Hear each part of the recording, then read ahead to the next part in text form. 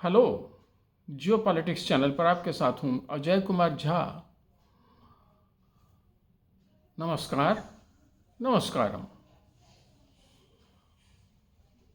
आज ब्रिटेन के चुनाव के ऊपर बात करना ज़्यादा आवश्यक मुझे महसूस हो रहा है। वैसे तो और भी बहुत सारी चीज़ें हैं, उस पर भी बात करनी है मुझे।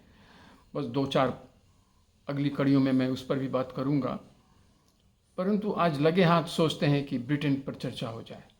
और ब्रिटेन पर चर्चा होना इसलिए आवश्यक है कि वो भारत के जो इम्पैक्ट जियो पॉलिटिक्स पर अभी जो देखे जा रहे हैं, उसमें ब्रिटेन भी एक बड़ा सरदर्द बना हुआ था भारत के लिए।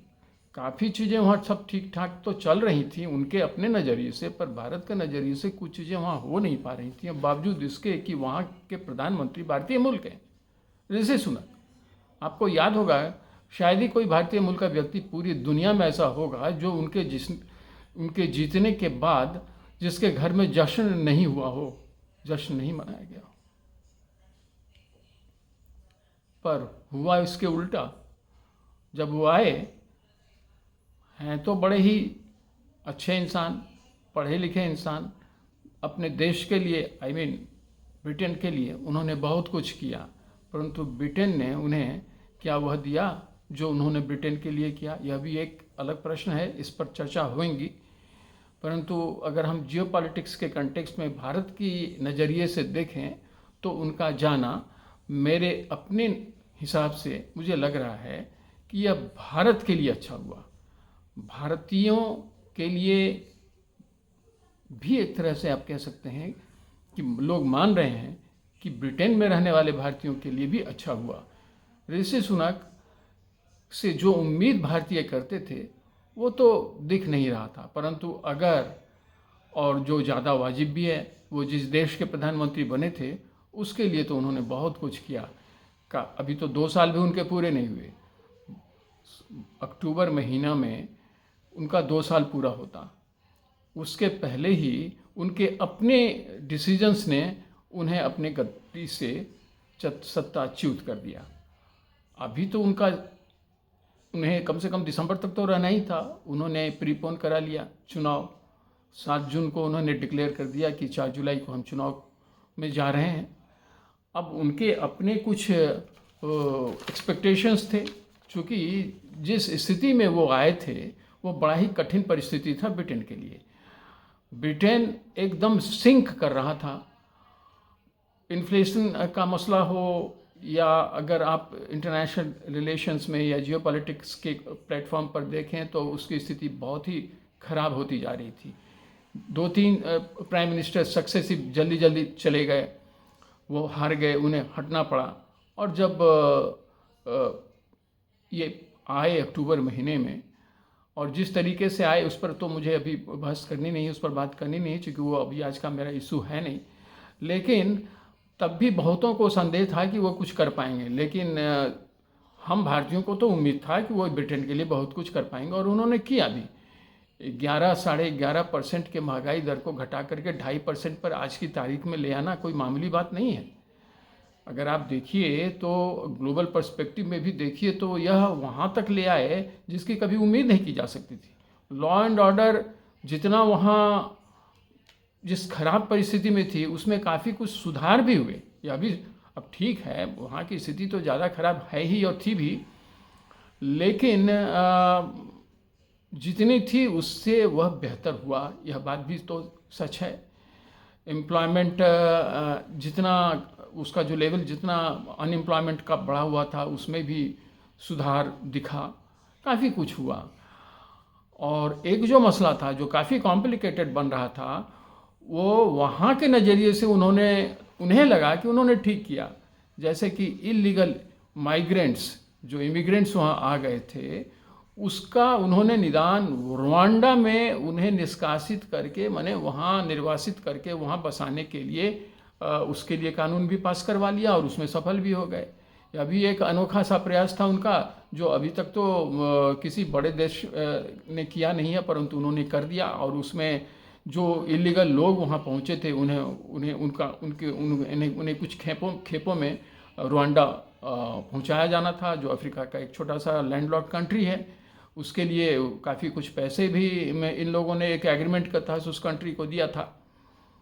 अब यह अगर आप देखें तो जो ग्लोबल प्लेटफॉर्म पर और जियो पॉलिटिक्स के नज़रिए से अगर इसे देखा जाए तो इसे तो सही नहीं माना जाता है। कहीं भी किसी भी देश में, यूरोप में भी नहीं हुआ, एशिया में भी होता है तो वही यूरोप और वेस्ट वाले इसको लेकर के हल्ला मचाने लगते हैं, वैसे एशिया में कहीं हुआ भी नहीं है। तो लेकिन हल्ला मचता है। अगर इस पर यहाँ लोग यह बात भी सवाल उठा दें कि भाई वो लोग, आप लोग क्यों आ रहे हैं?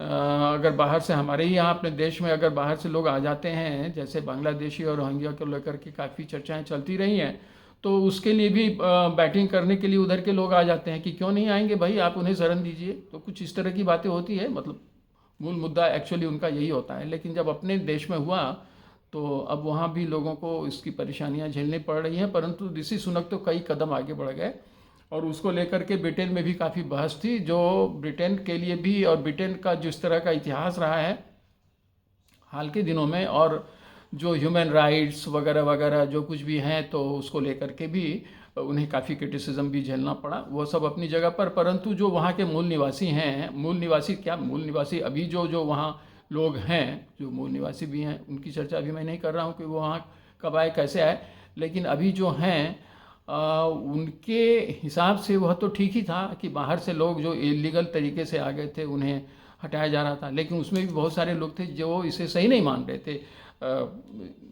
सुनक साहब के इस प्रयास को। तो जो कुछ भी हो, अच्छा, और भारतीयों का सबसे बड़ा सवाल ये था कि जो भारत के साथ जो फ्री ट्रेड एग्रीमेंट होना था, उसमें भी बहुत सारी अड़चनें थीं जो उनके रहते वो सॉर्ट आउट नहीं हो पा रही थी। काफ़ी कुछ सॉर्ट आउट्स हुए थे, ऐसा कई बार आ रहा था, इस तरह की सूचनाएं मिल रही थी कि वो सॉर्टेड होने के बिल्कुल करीब है, परंतु वो हम लोग सुनते ही रहे और आज तक हो नहीं पाया, उनके रहते हुए, भारतीय मूल के वो खुद हैं और उसके रहते भी।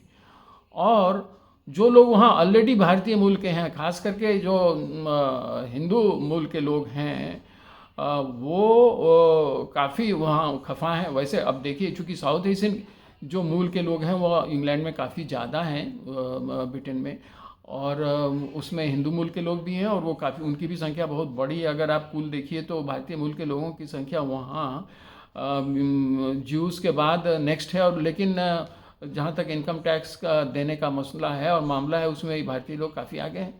तो बहुत सारी चीज़ें हैं, और उसके बावजूद भी उनके नज़रिए से कुछ हुआ नहीं दिखा। तो एक तरह से वहाँ जो भारतीय मूल के थे वो भी नाराज़ थे। और वो चूँकि जब ऐसा होता है ना, तो ये लोग एक फ्रिंज वोटर, ये इनका जो अब साइजेबल, अब 3% से करीब थोड़ी ज़्यादा ही आबादी है भारतीयों की वहाँ पर, और वो अगर अपने उनके जो रुझान अगर बाएं या दाएं होंगे तो वहाँ की सरकार अफेक्टेड होगी, और यह हुआ भी, यहाँ भी हुआ। यहाँ इनका समर्थन उन्हें उस तरह से मिला नहीं। वैसे कंजर्वेटिव पार्टी के साथ माना गया है कि भारतीय वहाँ रहे हैं, लेबर पार्टी वहाँ जब भी आई है तो भारतीयों के साथ, भारत के साथ उनके संबंध बहुत अच्छे कभी नहीं रहे। हालांकि अभी जो प्राइम मिनिस्टर बने हैं कीर स्टामर, वो काफ़ी वोकल रहे हैं। उनको डिबेट्स में हम लोगों ने देखा है, पार्लियामेंट के डिबेट्स में, वहाँ के पार्लियामेंट के डिबेट्स में हम लोगों ने देखा और सुना है, काफ़ी आक्रामक बल्लेबाजी करते हैं जहाँ तक डिबेट का सवाल है। और अभी जब सडन ये इलेक्शन अनाउंस हुए तो उसमें उन्होंने पटखनी भी दे दी। और सबसे इंटरेस्टिंग बात, 400 पार, भारत में मोदी जी 400 पार तो नहीं कर पाए, लेकिन वहाँ भी सुनक 400 पार तो क्या, अपने वर्स्ट, कंजर्वेटिव पार्टी वहाँ वर्स्ट रिकॉर्ड पर आई। इतना कम तो शायद ही वहाँ उन्हें कभी आया हो, लेकिन लेबर पार्टी 400 पार कर गई। 650 सीटें हैं वहाँ के हाउस ऑफ कॉमन्स में, और वहाँ 418 सीटें, अनप्रेसिडेंटेड, कभी हुआ नहीं। अब बताइए, भारत में यहाँ के सत्ताधारी पार्टी को तो यह नसीब हुआ नहीं, अपोजिशन को भी नहीं हुआ, लेकिन वहाँ भी सत्ताधारी पार्टी को नहीं हुआ, लेकिन वहाँ अपोजिशन को हो गया। 400 पार यहाँ नहीं तो वहाँ ही सही। तो देखिए 400 पार का क्या क्रेज है। और भले ही हिंदुस्तान में ना हुआ हो, इंग्लिस्तान में तो हुआ। हम लोगों को इसी से, और ख़ास करके यहाँ जो लोग ऐसा चाहते रहे होंगे कि भाई वहाँ कहीं तो कहीं कम से कम कोई पार्टी को तो ऐसा हो। भारत में भी हुआ है, पहले कांग्रेस को आया है, लेकिन भाजपा को तो यहाँ आया नहीं। लेकिन चलिए, यह तो यहाँ का मसला है। तो मेरा कंटेक्स्ट ये है कि यह सब कुछ जो कुछ भी वहाँ हुआ उसका एक व्यापक इम्पैक्ट भारत पर यह पड़ना मुझे पक्का दिखता है कि वहाँ के प्रधानमंत्री ने आने के साथ ही डिक्लेयर कर दिया कि भारत के साथ उनके जो रिलेशंस हैं बहुत ही इम्पॉर्टेंट हैं और उसे वो संभाल के ही नहीं रखेंगे, उसे अपवर्ड ट्रेजेक्ट्री पर ले चलेंगे। और वो किसी भी सेक्टर में, अब वैसे भी ब्रिटेन का रुझान ज़्यादा हिंद महासागर की ओर है पहले से भी, लेकिन अब भारत के साथ कई ऐसे टाइज, कई ऐसे डिफेंस सेक्टर में, स्पेस सेक्टर में और शिपिंग सेक्टर में, बहुत सारे सेक्टर में होने हैं। और फ्री ट्रेड एग्रीमेंट का जहाँ तक सवाल है जो बिल्कुल रुका हुआ है और जिसके लिए वहाँ के भारतीय भी परेशान हैं कि क्यों नहीं हो रहा है, हम परेशान हैं। चूँकि इससे फ़ायदा, चूँकि जो ब्रेग्जिट से जब ब्रिटेन वहाँ से निकला कंजर्वेटिव रूल में, तो उसके बाद तो उसके लिए, ब्रिटेन के लिए यह जरूरी हो गया कि अन्य देशों के साथ इसके म्यूचुअल रिलेशंस बने, ट्रेड रिलेशंस बने और उस पर सहमति बने। और उसमें भी भारत जैसे देश के साथ अगर वो नहीं बना पा रहे थे तो यह सुनक की सबसे बड़ा फेल्योर माना जा सकता है और माना भी गया। और यह भी एक वजह रहा कि वो वहाँ सक्सेसफुल नहीं हो पाए। उन्होंने वो जो कहा जाता है ना कि भाई हैं तो क्या, भले ही हम भारतीय मूल के हों, हैं तो ब्रिटेन के प्राइम मिनिस्टर, तो ब्रिटेन के नज़रिए से देखेंगे। अब ब्रिटेन के नज़रिए से ब्रिटिश पीपल, अब उनका क्या, कौन सा नज़रिया था, फ़ायदा तो ब्रिटेन का ही होना था। लेकिन चूंकि भारतीयों को फ़ायदा होता तो किसी क्रिटिसिज्म का उन्हें शिकार ना होना पड़े, संभवतः यह भी एक वजह रहा हो कि जिससे वो बड़ा बचते बचते चलते रहे हों। और ये सब काम नहीं कर पाए, फ्री ट्रेड एग्रीमेंट तो नहीं कर पाए।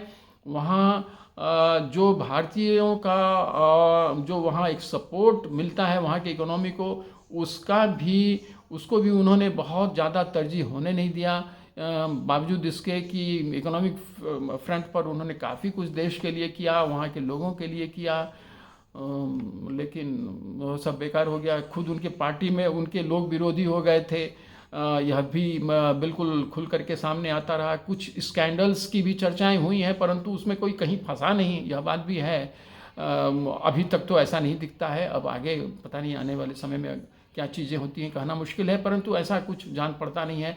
चूँकि वैसे भी ब्रिटेन के प्रधानमंत्री को वहाँ किसी भी स्कैंडल में फंसाना बहुत मुश्किल है, चूँकि वो उतने ईमानदार व्यक्ति रहे हैं और उन्हें ज़रूरत नहीं है। वो तो वहाँ के इंग्लैंड, वहाँ के राजा से ज़्यादा पैसे वाले हैं, यह तो वहाँ के लोग भी कहते हैं और सारी दुनिया जानती है। तो वो तो इशू नहीं है। लेकिन बावजूद इसके अब वो सत्ता में है नहीं। कीर स्टारमर साहब अब आ चुके हैं।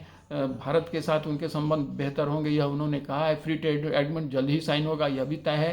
तो भारतीय मूल का एक व्यक्ति जिसके आने पर हम सबों ने जश्न बनाया था, अब उनके जाने पर भी जश्न भारतीय लोग मना रहे हैं। उसमें से बहुत सारे ऐसे लोग तो ज़रूर हैं जो ज़रूर मना रहे होंगे। बहुत लोग दुखी भी होंगे, हम भी दुखी भी हैं और खुश भी हैं।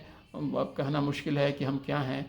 तो लेकिन जब देश का मसला है तो ऑब्वियसली हम चाहेंगे कि अब जो नई सरकार आई है वो एक बेहतर संबंध भारत के साथ बनाए। इसमें ब्रिटेन का भला है और भारत का तो है ही है। अब देखते हैं आगे क्या होता है। ये मुझे इम्पॉर्टेंट लगा, इसलिए मुझे आज इस पर बात करना आवश्यक था। और ये अब किस दिशा में आगे बढ़ता है उसके लिए थोड़ा हमें इंतज़ार करना पड़ेगा। लेकिन जो मैं एक बात कहना आपको भूल गया कि आप अब ज़रूर सब्सक्राइब कर लीजिए मेरे चैनल को, अगर आप अभी तक सुनते हुए यहाँ तक आप पहुँचे हैं तो। अगर आप यहाँ तक आए ही नहीं तो अब तो मैंने शुरू में आपसे रिक्वेस्ट किया ही नहीं, तो मैं कभी नहीं सकता हूँ। थैंक यू, जय हिंद।